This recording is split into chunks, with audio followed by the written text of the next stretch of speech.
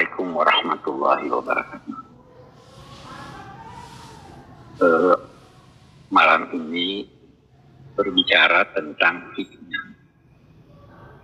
Dalam bahasa Indonesia, fitnah itu adalah perkataan atau ucapan yang mengandung kebohongan yang diucapkan atau disampaikan dengan tujuan mencela, merusak nama baik, mendiskreditkan seseorang itu dalam bahasa Indonesia.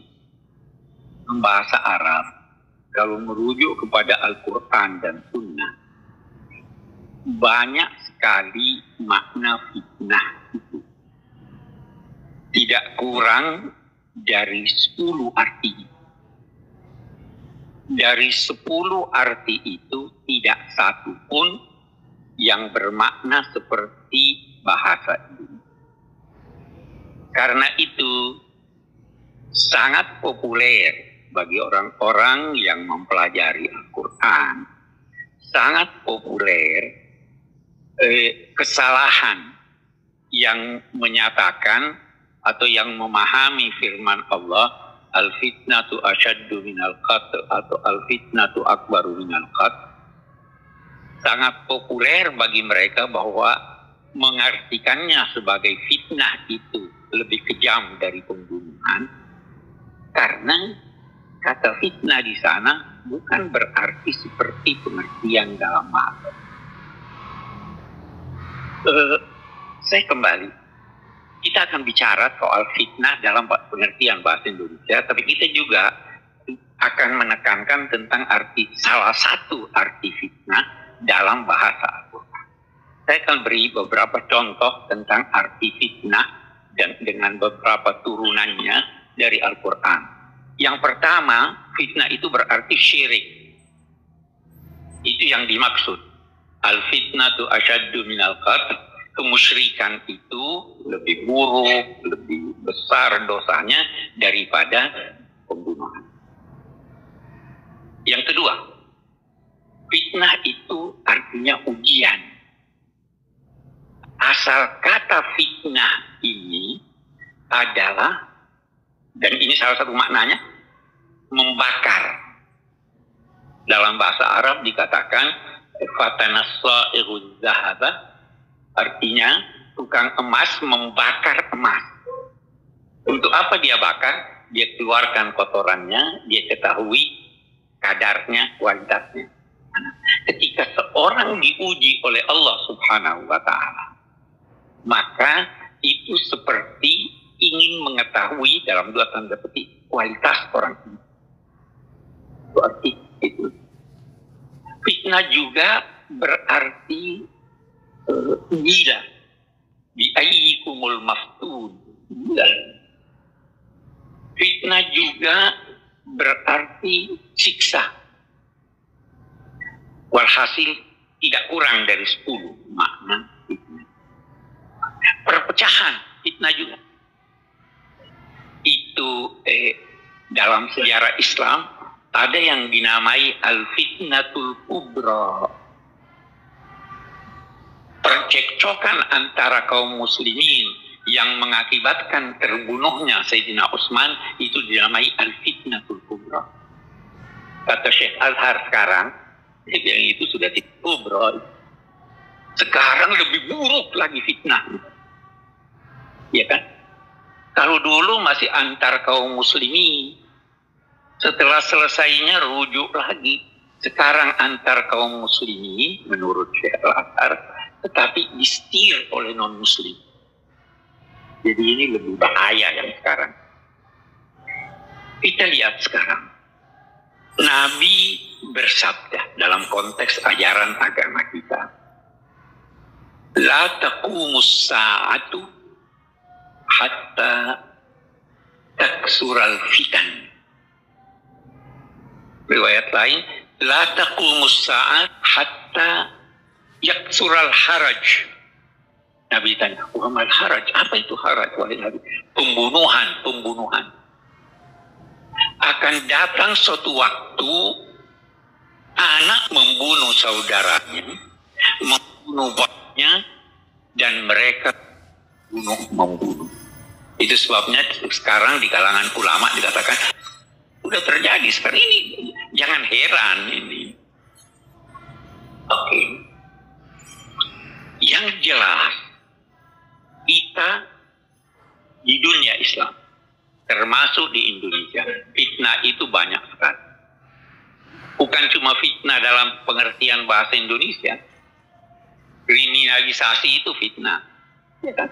Kita tidak bicara siapa yang dikriminalisasi atau tidak, tapi itu fitnah. Kita sekarang juga di dunia Islam, Indonesia pun termasuk, dan bisa terbakar juga. Seperti terbakarnya di Syria dan di Irak, seperti sekarang ini terbakar di Yaman, bisa di Indonesia, bisa sekali. Kita kembali melihat fitnah. Kita mau lihat dulu apa yang terjadi di sekitar kita, kawasan kita. Melihat kejadian-kejadian yang terjadi. Yang terakhir yang terjadi di Yaman. Ada 3 sikap, ada 3 macam sikap yang kita bisa tarik dari Al-Quran dan Sunnah. Mestinya setiap sikap itu harus disesuaikan dengan kondisi situasi yang objektif. Sehingga bisa jadi sikap di suatu tempat yang kondisinya berbeda dengan kondisi kita, sehingga sikap yang mereka ambil bisa berbeda dengan kita. Apa 3 sikap itu? Yang pertama kita baca dari Al-Quran. Menarik ini. Itu di surat Al-Hujurat. Wa in ta'ifatani minal mu'minina iqtatalu fa aslihu bainahuma. Fa in baghat ihdahuma 'ala al-ukhra fa qatilul lati tabghi hatta tafi'a ila amrillah fa in fa'at fa aslihu bainahuma, baru dia tambah bil adli. Kita lihat ini redaksi. Kalau ada 2 kelompok dari umat Islam yang iqtatalu itu bukan berperang, cekcok. Jadi belum sampai pada tingkat perang, cekcok. Itu menurut riwayat berkelahi, saling melempar alas kaki. In ta'ifatani minal mu'minina iqtatalu fa aslihu bainahum. Ini sikap pertama. Lakukanlah islah antar. Baru fa in baghat ihdahuma 'alal ukhra. Kalau salah satu kelompok itu melampaui batas yang ditetapkan Allah, qatilul lati tabghi. Qatilu, perangi, tindak keras. Ini biasa orang kalau mendengar kata qatilu, uqtulu, qatilu, itu dia persamakan, semuanya dianggap bunuh. Qatilu itu artinya perang. Kita melawan narkoba, kita perangi, ya kan? Kemiskinan kita perangi. Jadi jangan artikan bahwa perang itu lantas kita senjata. Wa in baghat ihdahuma 'alal ukhra faqatilu lati tabghi. Kalau mau saya lebih senang untuk berkata tindak yang melampaui batas. Lakukan tindakan. Sesuaikan tindakan kamu dengan ini. Tadi ada salah satu teman tadi dalam diskusi-diskusi, ya kalau begitu tidak pantas tuh kirim 1000 jet ke Yaman. Pantas nggak itu? Terserah. Saya tidak mau bicara. Ya kan? Qatilul lati tabghi hatta tafi'a ila amrillah. Sampai dia kembali tunduk kepada ketentuan Allah. Kalau sudah tunduk, kita lihat lanjutannya apa. Fa in fa'at, kalau dia sudah kembali, fa aslihu bainahuma, dia tambah bil adli. Kenapa dia tambah bil adli? Kita lihat. Si A dan si B bertengkar. C datang mau melakukan islah, tapi si B tidak mau ditindak. Setelah tunduk, disuruh melakukan islah, tapi harus dengan adil. Karena bisa jadi setelah diperangi, setelah ditindak, yang menindak itu ada anggotanya yang sakit kah, cedera kah, atau apakah, sehingga bisa menimbulkan ketidakadilan. Allah menyatakan aslihu bainahum. Ini satu sikap. Sikap yang kedua itu mencari siapa yang benar, baru memihak kepada yang benar. Nah, ini itu tadi qatilul lati tabghi, perangi itu ya. Tapi kalau tidak tahu siapa yang benar, bagaimana sikap? Sikap yang ketiga itu tinggalkan, jangan terlibat. Itu ulama besar di Hadramaut, itu Habib Umar ambil sikap ini kan. Saya dengar dia punya ceramah, dia bawakan satu hadis antara lain. Hadis itu diriwayatkan oleh Imam Muslim. Satakunu fitanun, kata Nabi, akan terjadi fitnah, kekacauan, perbedaan pendapat yang meruncing. Al-qa'idu fiha khairum minal qa'id. Orang yang duduk lebih baik daripada orang yang berdiri. Wal qa'imu fiha khairum minal mashi. Orang yang berdiri lebih baik daripada orang yang jalan. Wal mashi fiha khairum minas sa'i. Yang berjalan lebih baik daripada yang berusaha menyulut api. Faman wajada malja'an aw ma'adan falya'ud bihi. Siapa yang mendapatkan tempat berlindung, maka hendaklah dia berlindung. Dalam riwayat lain dikatakan, fa idza nazalat fi man kana lahu ibil falyalhaq bihi. Kalau fitnah itu terjadi dan seseorang mempunyai unta, dia pergi ambil untanya, lalu dia mengungsi. Terus salah seorang bertanya pada Nabi, ya Rasulullah, ara'aita man lam yakun lahu. Kalau orang itu tidak punya unta, tidak punya ini, tidak punya. Nabi menjawab, ya'mudu ila sayfihi fayadukka ala haddihi bihajar thumma liyanju. Dia ambil pedangnya, baru dia pukul dengan batu. Dalam arti kata, dia patahkan pedang itu supaya jangan digunakan. Kalau sekarang senjata nih, jangan dia gunakan, baru dia pergi menyingkir dari tempat. Nah, singkirlah. Nah, ini hadis artinya apa? Sikap menghadapi percekcokan itu bertingkat-tingkat. Tingkat yang paling buruk adalah yang menyulut api, yang menanam benih-benih perpecahan.